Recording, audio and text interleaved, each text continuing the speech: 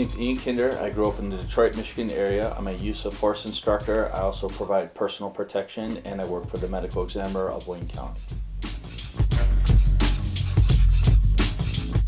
I'm the owner and founder of a school called Live Safe Academy. We teach first aid, assault and crime prevention, and the use of force from unarmed self-defense to the use of firearms. I also provide armed protection to people who are in danger, so either they work in high crime areas or maybe they're being threatened. I do that through TFP investigations. And then I also am part of the transport team for the Wayne County, the medical examiner. We go out into the field with the investigators. Specialize in training, assault and crime prevention, first aid, unarmed self-defense, chemical defense sprays, sharp weapons, impact weapons, tasers, and gun training, all the way from I've never touched a gun before to I want to get a Michigan a concealed pistol license to advanced training that goes far beyond what the state requires.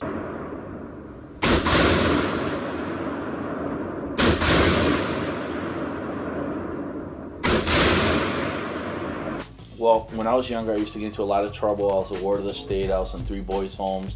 I spent 2 Michigan winters as a homeless teen. I was exposed to violence at a young age. I lived a violent lifestyle for a very long time. And eventually, I ended up getting involved in a martial arts program that reformed me. And what they basically did was, instead of trying to kind of get me in line, what they did was they empowered me with knowledge, skill, and ability. And they said, but now that you have this, you have a responsibility to behave a certain way. So I responded very well to that. And through that martial arts school, we got involved with law enforcement training. And what I saw in the law enforcement training is they had a very common sense approach to safety. Modern weapons, prevention, people skills, awareness. But I saw there's nothing like that for the public. But with my experience being exposed to violence for so long, I understood that these were the things that were actually needed. So when I put together Live Safe Academy, my goal was to develop a school that addressed those real safety needs. The biggest thing was being exposed to violence at such a young age, and having been through that experience where I've been hurt, I've hurt people, I've watched people get hurt. I really developed an appreciation for what hangs in the balance when you're dealing with safety issues. Like, as an example, the reason why we teach first aid is when I was a young man, I saw a girl get kicked in the head so hard that she stopped breathing. I held her in my arms as we were quickly driving to the hospital, and I didn't know what to do. And that helpless feeling that I had, I never wanted to have that again, and I don't want anybody else to have that experience again. With the experiences that I have, seeing the things that I've seen, I know what the consequences are. I know what hangs in the balance. And I just want to do everything that I can to help people through those experiences. So when I'm training people in self-defense, as an example, I'm thinking to myself, God forbid, what if somebody attacked my student when class was over?